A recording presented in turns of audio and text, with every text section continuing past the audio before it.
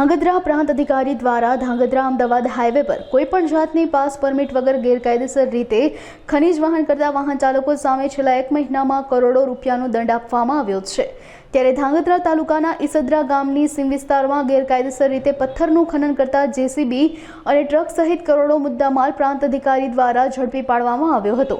તેમજ ધાંગધ્રા પ્રાંત અધિકારી હર્ષદીપ આચાર્ય દ્વારા ખનન માફિયા સામે કડક કાર્યવાહી શરૂ કરી 1 મહિનામાં 15 જેટલા વાહનો અને કુલ 3 કરોડ જેટલો મુદ્દામાલ ઝડપી પાડવામાં આવ્યો છે।